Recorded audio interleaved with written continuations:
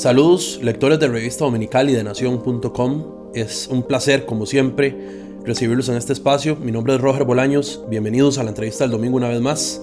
Les agradezco por sintonizarnos, como siempre.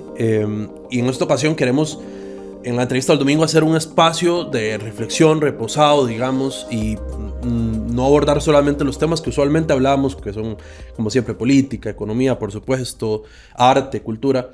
Pero además en este momento queremos hacer una breve pausa y hablar más de temas que tienen que ver con el ser humano, con el ser costarricense y por supuesto con el bienestar de las personas. Y por eso hoy nos acompaña una persona que es ideal para hablar de estos temas, que es psicólogo, conferencista, guía espiritual, que es Don Milton Rosales, a quien le agradezco por su tiempo y por recibirnos y por atendernos a esta entrevista.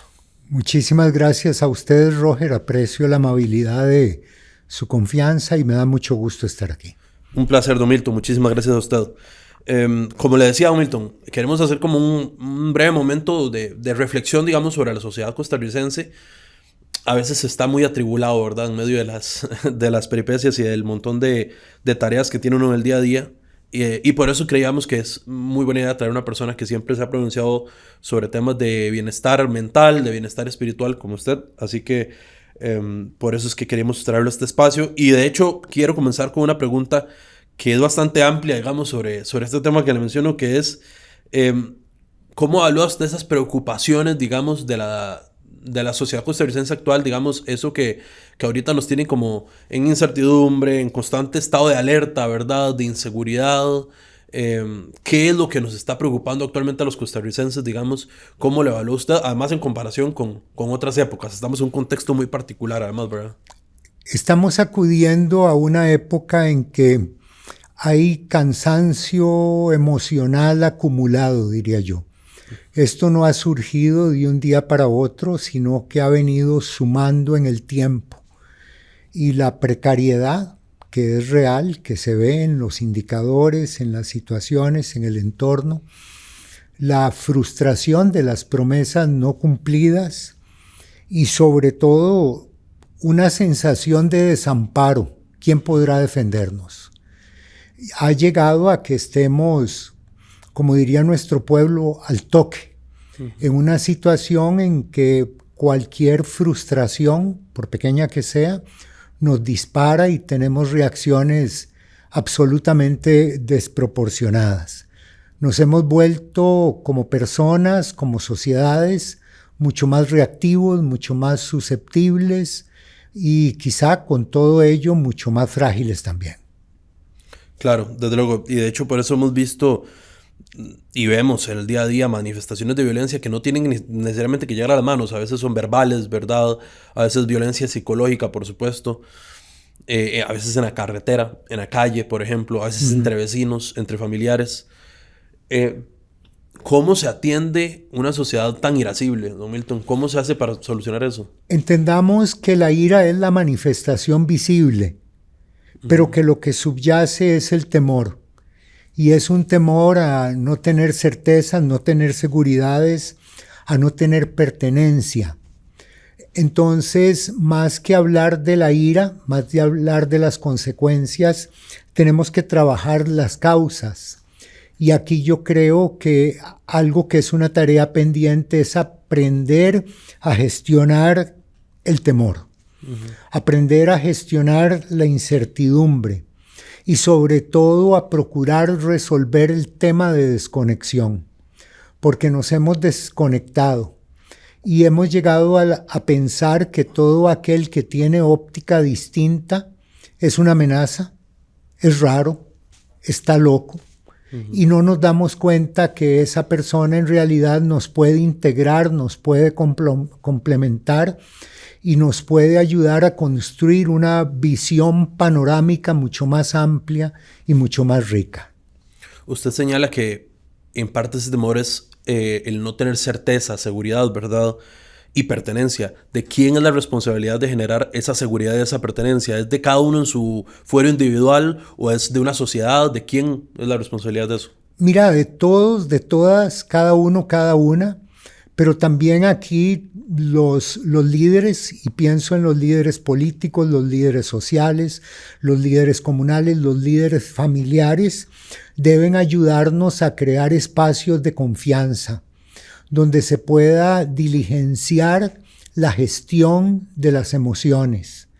Porque cuando nos sentimos atacados, cuando nos sentimos en peligro, por lo general la reacción instintiva de ataque o huida es una gestión puramente emocional. Ya hace algún tiempo Daniel Goleman vino a explicarnos la importancia de lo que él denominó inteligencia emocional, que era una debida autorregulación en donde yo conozco dónde es que están mis disparadores para posteriormente y a partir de ello aprender a tener autorregulación y poder expresar las cosas de la manera oportuna en el lugar adecuado y a la persona que es. Construyendo ambientes donde estemos guiados por la empatía y por la procura de construir relaciones interpersonales sanas y productivas. La solución a la problemática social la tiene la sociedad. Sin embargo, es cierto que tenemos muy buenos discursos y muy malos modelos, y eso ha venido a generar una suerte de pesimismo que llega a generar más desamparo y por ende esa frustración suma a las conductas explosivas que ojalá las logremos disipar en algún momento dado. Me gustaría que profundice esto que menciona usted, que tenemos buenos discursos pero malos modelos. ¿A qué se refiere con malos modelos? ¿Cuál debería ser ese modelo además? Bueno, en general las personas que se visibilizan como ídolos de foro, y estoy hablando en lo político, en lo deportivo, no suelen ser, y esta es una generalización, personas tranquilas, reposadas, calmadas, que tengan un respeto profundo por las ideas ajenas, sino más bien que lo que se tiende a popularizar, lo que las redes sociales nos ofrecen, son modelos reactivos. Se ha dicho que esta es la época de los odiadores, y eso lo vemos muy sencillo cuando publicamos algo que no le gusta a otra persona. Esa persona no entra en un diálogo productivo en donde nos explica lo que piensa, sino que en vez de debatir sobre ideas, ataca individualidad, ataca subjetividad y lo hace de una manera artera, de una manera violenta. Esto ha proliferado últimamente y es algo que, de nuevo, no debe llevarnos al abatimiento, sino a seguir creyendo en lo que en algún momento dado se sugirió que era la propuesta costarricense, que es una propuesta de interacción, de diálogo, de construcción, en donde el hecho de que no estemos de acuerdo no significa que seamos enemigos. Significa que estamos viendo la cosa desde una óptica totalmente distinta y esto nos integra a una perspectiva mucho más amplia. ¿Cómo hago yo si de pronto me doy cuenta que en el contexto actual, sea de estrés, de temor, como usted dice, de incertidumbre, me estoy volviendo una persona más irascible, más incómoda, más intolerante, pero soy consciente de ello y me doy cuenta de ello? ¿Cómo hago para atenderlo? ¿Cuál es la forma correcta? En un momento de lucidez, todos los seres humanos tenemos que llegar a definir cuáles son mis valores. Yo sé que la palabra valores se ha trivializado, se ha prostituido, todo el mundo habla de ella, pero muy pocos la viven. Pero los valores como un anclaje en aquello que para mí tiene valía y que va a definir no solamente lo que pienso, sino cómo lo actúo. Entonces, yo sé quién soy en el momento en que entro en hervor, en que la cosa se pone caliente. Pero si dejo que me guíen mis emociones, posiblemente, reitero, voy a funcionar desde la perspectiva ataque-huida. Pero si tengo un anclaje en lo que realmente yo quiero que me caracterice, el respeto, la honestidad, la sinceridad, la empatía, la escucha, posiblemente voy a tener una mejor reacción. El tema aquí también hay que considerar es que muchas veces aparece esta justificación de así soy yo. Así me parió mi mamá, así he sido toda la vida. Pero somos seres en proceso, seres en construcción. Nadie es, hemos sido. Y hoy yo puedo ir definiendo un yo contextual según voy madurando, según voy creciendo, según voy aprendiendo. Nadie está totalmente definido. Estamos en proceso de definición. Claro, entiendo.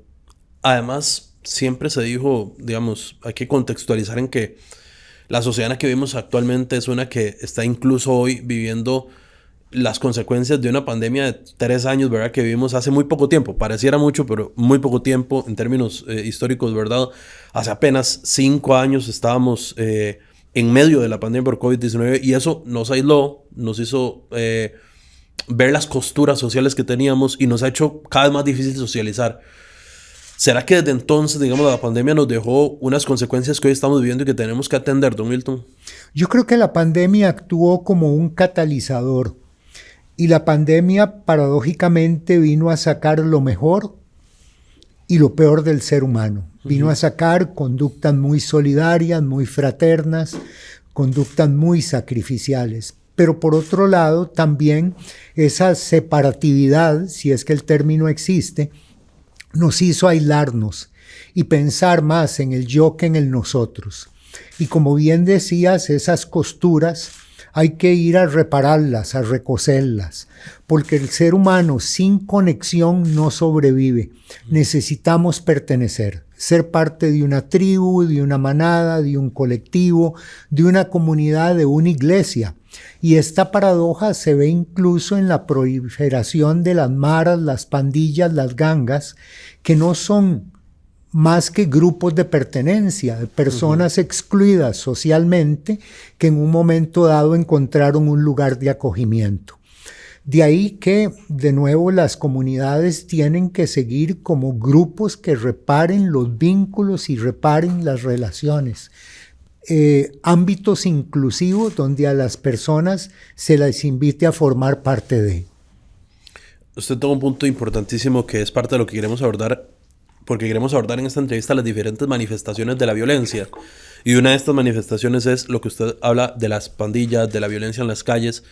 Y además, parte de ella es dolorosamente provocada por menores de edad, incluso, ¿verdad? Menores de edad que si uno hace un ejercicio de retrotracción y reflexión, hoy tienen 17, pero hace 5 años en plena pandemia tenían 12 años, tenían 13 años, fueron víctimas de deserción escolar, no tenían internet en sus casas para llevar clases virtuales. Es decir, son parte y consecuencia del mismo rol, ¿verdad? Y como usted habla, tienen que ver con un ejercicio de pertenencia. ¿Cómo analiza más este tema de menores de edad, digamos, de una generación perdida de menores de edad que en el peor de los casos están cayendo en manos de las maras, de las pandillas, pero incluso en otros casos son menores de edad que no tienen la formación académica necesaria, que no tienen la formación de valores necesaria, que en casa no tienen el ejemplo necesario? Hay una generación perdida de menores ahí. A mí me gusta pensar que más que una generación perdida es una generación por rescatar. Porque efectivamente los tocó la pandemia en un momento muy frágil. Cuando estamos hablando de púberes, cuando estamos hablando de chicos que están en esa época de transición, en la temprana adolescencia, estamos hablando de chicos que tienen mucho rechazo a nivel familiar. Porque los padres tenían un día un niño que era precioso y ahora tienen un joven que cuestiona, que discute, que quiere proponer, que pasó del pensamiento concreto al pensamiento abstracto. Un joven al que se le han caído las figuras idealizadas de los adultos significativos y entonces hoy cuestiona.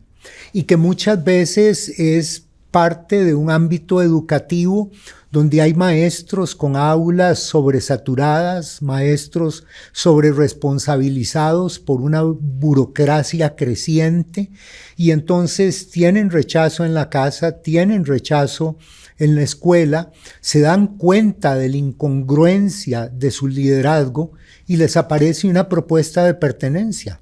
Más inclúyase, sea parte de, y quizá esto le permita tener todos esos símbolos de estatus, de poder que usted ve cuando oye reggaetón, cuando ve los videos, y ahí le dan algo que la sociedad le ha quitado, la esperanza. Cuando una persona pierde la esperanza, se desenrumba totalmente.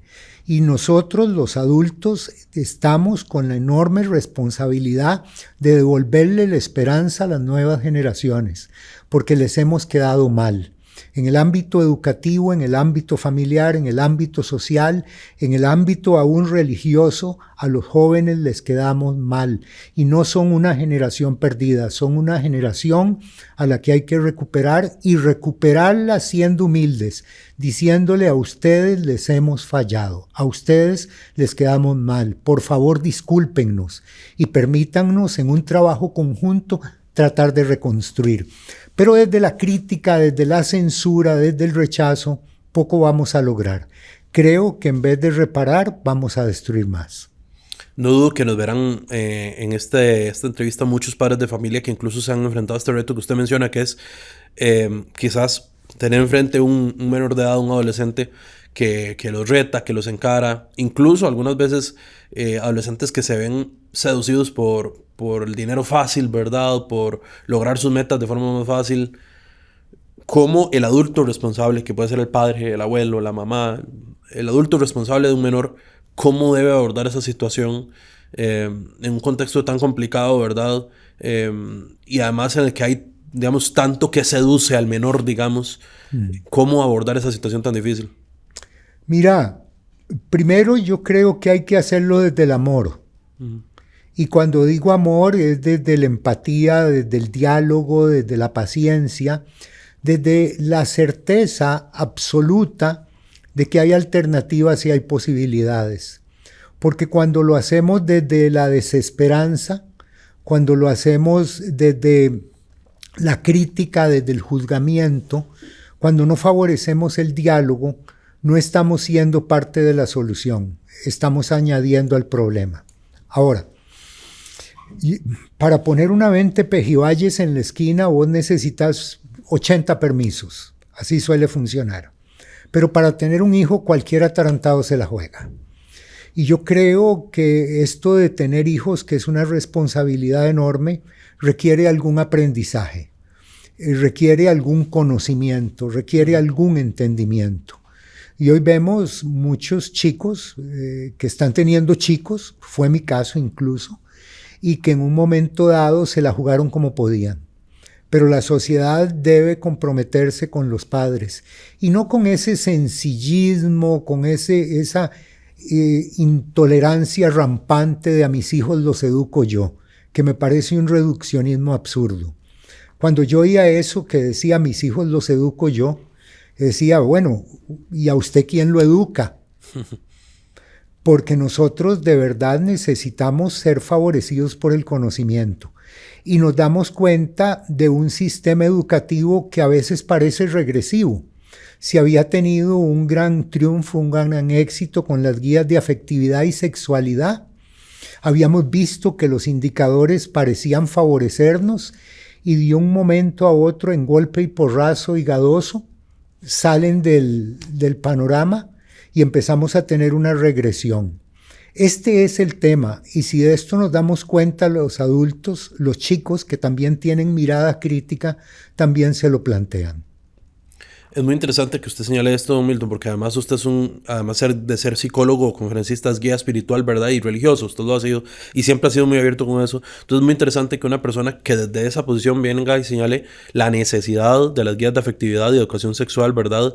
Y que desde su punto de vista, según lo interpreto, eso fue un error, digamos, retirar esas guías de la educación pública. Mira, lo de guía espiritual no lo acepto así de entrada. He servido cada vez que he podido en una época muy activo en el ambiente eclesiástico, pero yo creo que el guía espiritual de cada quien está en lo profundo de su ser.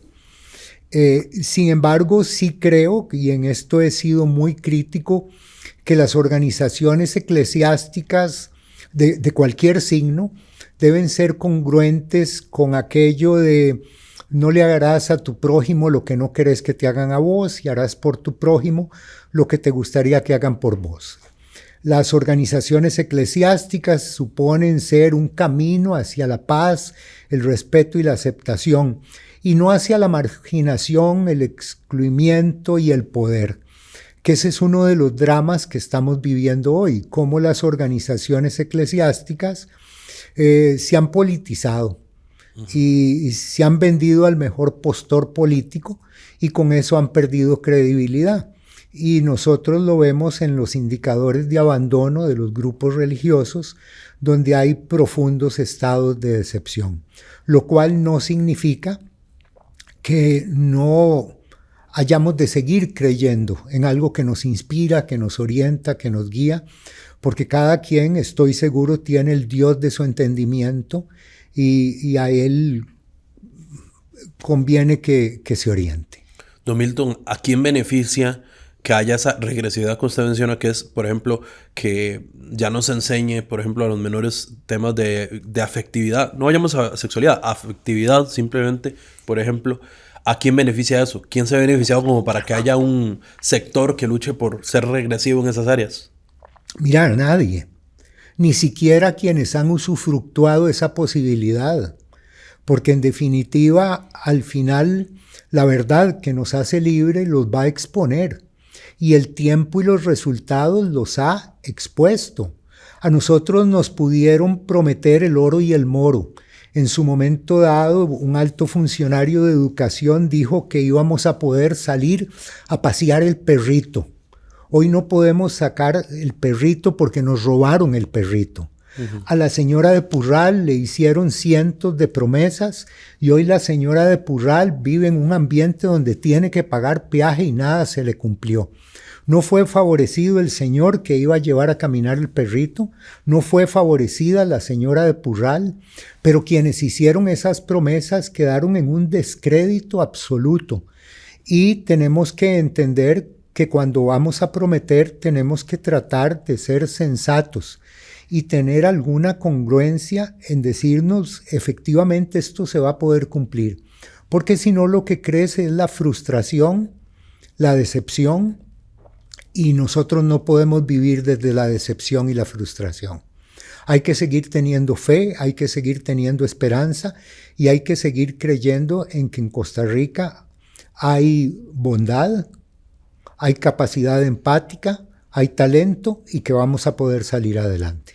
Usted señalaba que considera erróneo que organizaciones eclesiásticas se han politizado demasiado. De inmediato se me vino a la mente una imagen que en nación.com está y la pueden buscar, que fue la ocasión en la que el presidente Chávez en una conferencia de prensa de los miércoles llevó a líderes espirituales de diversas profesiones, desde un montón, tanto cristianos como no cristianos, por ejemplo, para que respaldaran una de sus medidas, y es una estampa inolvidable la del presidente Chávez en el atril con muchos líderes religiosos a sus espaldas que incluso tomaron la palabra y hablaron en un acto eminentemente político, claro está, ¿verdad? Entonces, me gustaría consultarle qué opina de eso, de esa situación de que, digamos, de que en una conferencia de prensa política en casa presidencial se aborden temas eminentemente religiosos, por supuesto. Mira, zapatero a tus zapatos, decía mi abuela, y yo creo que sigue vigente esa frase maravillosa. El contubernio entre la iglesia y el poder político nunca ha sido sano.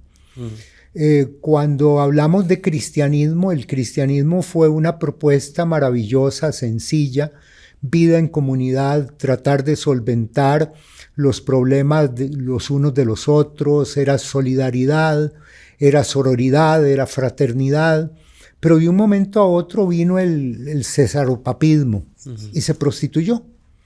Y yo creo que cuando nosotros hacemos ese tipo de alianzas, ese tipo de contubernios, ahí en realidad estamos desviándonos como guías espirituales, si tal cosa existe, y desviándonos como políticos. Zapatero a tus zapatos. Y no creo que por la mezquindad de obtener aprobación o un voto, nos vendamos al mejor postor. Usted precisamente señalaba hace un rato que el ciudadano está hambriento y tiene una necesidad de sentirse perteneciente a algo, ¿verdad? Y a veces ese algo es una iglesia, algunas veces. Puede que este tipo de politización de las iglesias más bien reste credibilidad y aleje al ciudadano que lo que busca es otra cosa? Yo creo que está sucediendo, ha sucedido. Nosotros vemos un abandono de las organizaciones eclesiásticas, pero no creo que la gente esté perdiendo espiritualidad. Se le está replanteando. Y es que resulta bastante absurdo cuando nosotros vemos los representantes de las organizaciones eclesiásticas con algunas conductas como las que vos describías, con algunas vestimentas que parecen más disfraces que otra cosa. Y entonces la gente dice, yo de verdad quiero creer en esto. Sin embargo, el anhelo, el deseo espiritual, la búsqueda nos lleva más allá.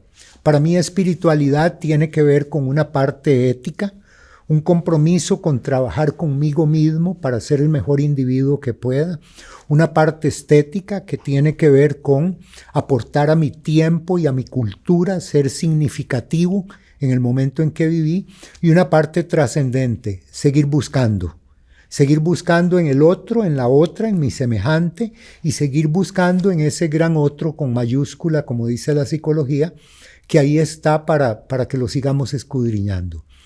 Pero cuando andamos buscando espiritualidad, aparece un menú amplio. 4.200 religiones vivas, que todas tienen en común una sola cosa: aseguran ser la verdadera. Y entonces en esa paradoja la parte inteligente, pensante dice, pues sigo en mi búsqueda espiritual, pero empiezo a tener preguntas e interrogantes sobre los aspectos religiosos. Se puede tener espiritualidad, como usted menciona, pero sin necesidad de estar vinculado a una religión en particular o incluso a una casa, digamos, no solo una religión, sino a una casa, a un lugar, a un culto en específico. ¿Puedo ser espiritual sin necesidad de eso? Lo vemos todos los días. Lo vemos todos los días. Personas religiosas que no tienen nada de espirituales y personas espirituales que reniegan de la religiosidad. Sí, todos los días se ve.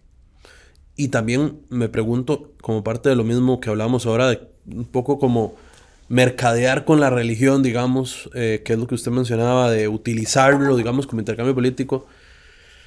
También puede ser que la religión sea utilizado como una moneda seductora, Milton, como en el sentido de, para yo empatizar con usted, entonces yo, digamos, interpreto ser igual de religioso que usted o igual de espiritual que usted para llegar a una empatía y llegar a ese intercambio, digamos, muy cínico e interesado, digamos. Mi esposa tiene una tesis que la defiende con vigor y yo la comparto, y es que las iglesias vinieron a cumplir un rol que le tocaba al Estado. Las iglesias son maravillosas, tienen grupos de pertenencia, grupo de señoras, grupo de caballeros, grupo de jóvenes, grupo de adultos mayores, grupo de niños, grupo de divorciados. Dios mío, qué rico se siente formar parte de.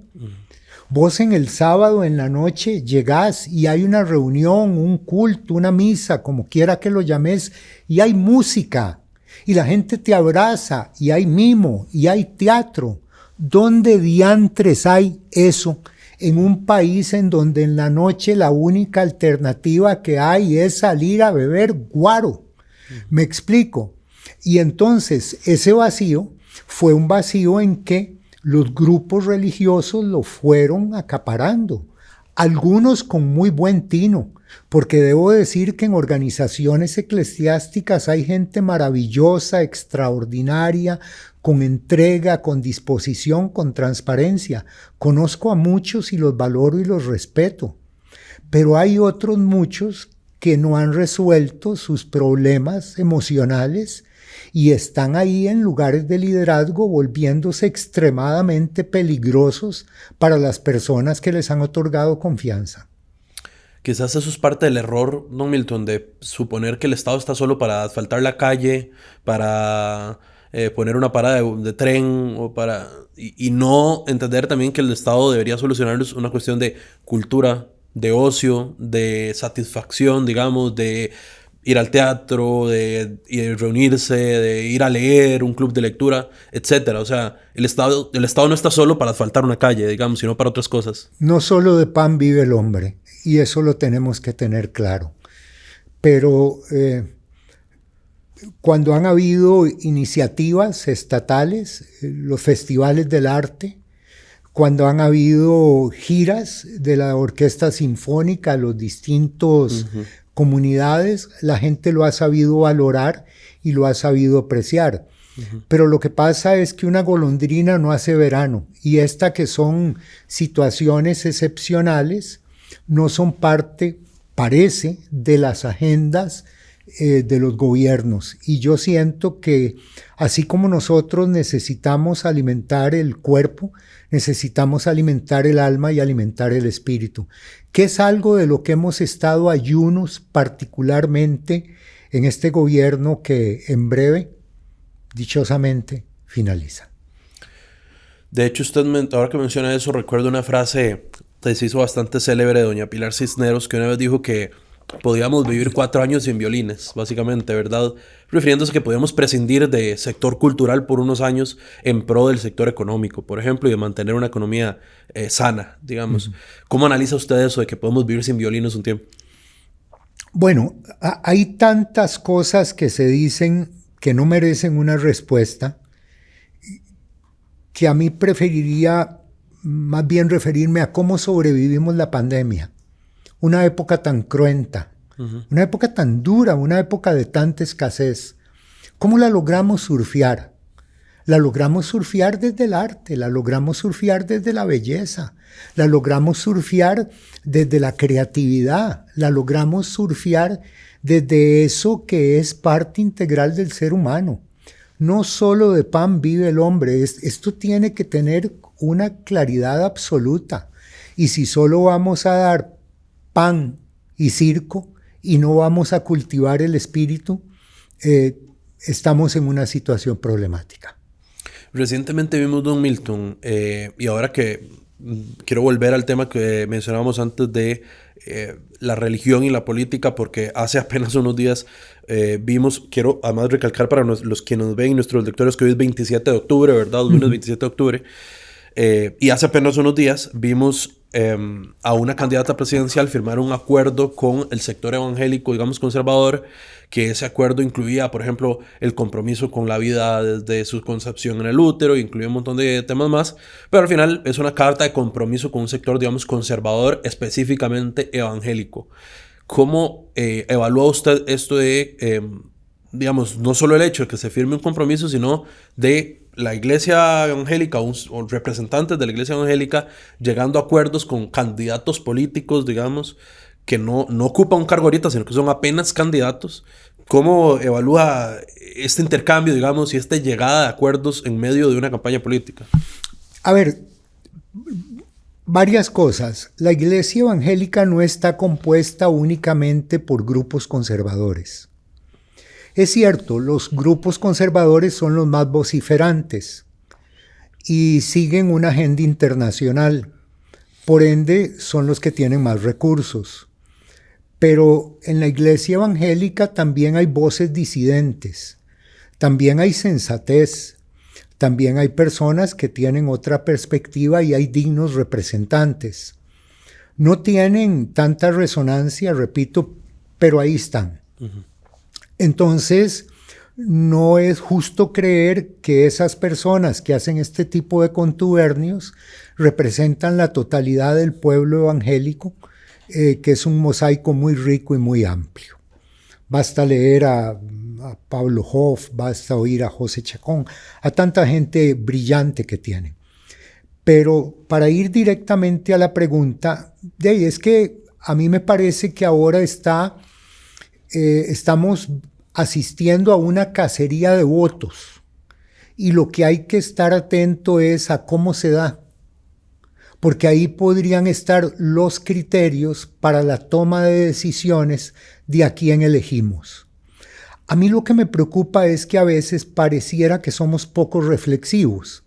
Hace poco se hizo una manifestación muy amplia, consuetudinaria, y un periodista se acercó a distintas personas para preguntarle cuáles son los logros del gobierno que usted defiende. Y de 10 personas que entrevistó, ninguna supo decir uno. Entonces, ¿qué estaban haciendo ahí? Creo que a veces reaccionamos por impulso, simplemente porque tal vez alguien hizo eco, hizo resonancia de toda nuestra frustración, de todo el acumulado, pero no necesariamente porque haya criticidad. Yo sigo creyendo que nuestro pueblo puede tener criticidad y ver estas cosas como lo que son, parafernalia, ver estas cosas como lo que son, engaño, cosas que irrespetan nuestra inteligencia.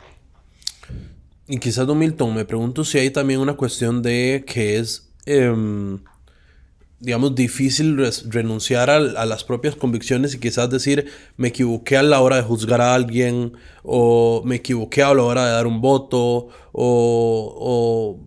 digamos, asumir que yo también puedo estar equivocado, digamos, separarse un poco, restarle sentimiento, digamos, verlo un poco más analíticamente.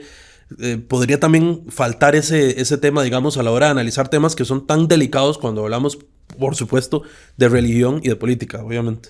Mira, cuando no sabemos decir metí la pata, nos volvemos poco confiables.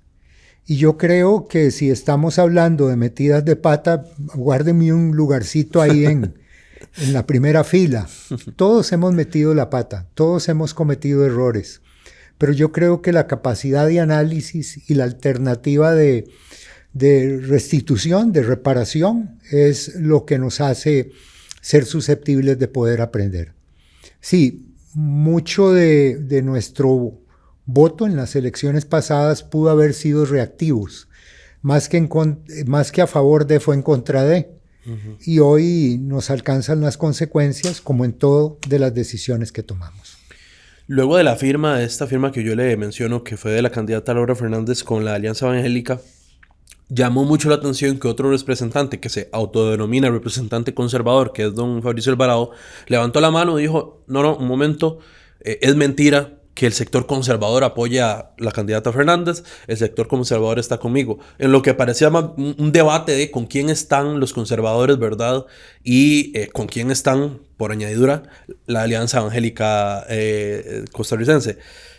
¿Cómo analiza también usted ese debate, digamos, de entre dos candidatos? Este tema de los conservadores y los liberales es una majadería. Yo no sé por qué tenemos que etiquetar y etiquetarnos. Porque en realidad conservadores somos cuando nosotros queremos seguir respetando la cordialidad que ha caracterizado a nuestro pueblo. Conservadores somos cuando seguimos pidiendo respeto por la Constitución y sus instituciones. Conservadores somos cuando decimos que apreciamos las familias y cómo están integradas. Conservadores somos cuando creemos que deben vivir siempre el trabajo y la paz. Pero hay personas que se atribuyen el título de conservadores por sus prejuicios, por sus paradigmas, por sus temores. Por favor, no nos tomen el pelo. Yo creo que el pueblo de Costa Rica, a pesar de que puede haberse equivocado no una, sino muchas veces, sigue siendo un pueblo inteligente que va a saber ver cuándo alguien le está hablando desde el corazón y cuándo está tratando de paquetearlo. A mí es que el candidato que mencionabas me merece muy poco respeto, no como persona, sino en la coherencia, en la consistencia de su discurso. Don Milton, empezamos hablando de precisamente esta entrevista de una sociedad polarizada, irascible. Entonces, para ir concluyendo, me gustaría consultarle cómo hacer en un contexto tan polarizado, que viene además de un contexto muy complicado, ¿verdad? Y del cual es imposible estar ausente, digamos. ¿Cómo hacer cada uno de nosotros para intentar mantener una distancia, una cabeza fría y que esta situación no nos deje una pelea con un familiar, una pelea con un vecino, sino intentar mantener la calma en este contexto y que prevalezca, como usted decía, la paz y el amor en ese sentido? El hecho de que el otro piense diferente a mí no significa que es raro, que está loco o que me amenaza. Significa que tiene una óptica que me puede enriquecer. Y si yo lo escucho desde la empatía, posiblemente voy a poder crecer. Pero si por el hecho de que piense distinto a mí, yo lo descalifico, por el hecho de que piense distinto a mí, yo lo estigmatizo, entonces no solo no estoy siendo parte de la solución, sino del problema, pero además estoy contribuyendo a una sociedad que no queremos tener.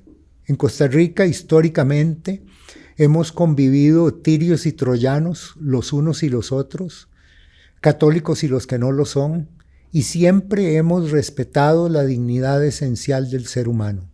Ojalá lo volvamos a hacer, y particularmente en la familia. Las diferencias han sido motivo de crecimiento, de aprendizaje, de enriquecimiento, y bueno que esa posibilidad siga abierta. Don Milton, le agradezco mucho, ya llevamos 40 minutos conversando, así que le agradezco mucho que nos haya acompañado en esta entrevista el día de hoy. Muy amable, muchísimas gracias. Un placer. Y por supuesto, como siempre, les agradezco también a ustedes por sintonizarnos una vez más, un domingo más, en una entrevista mucho más reposada de las que normalmente acostumbramos, así que espero que les haya gustado.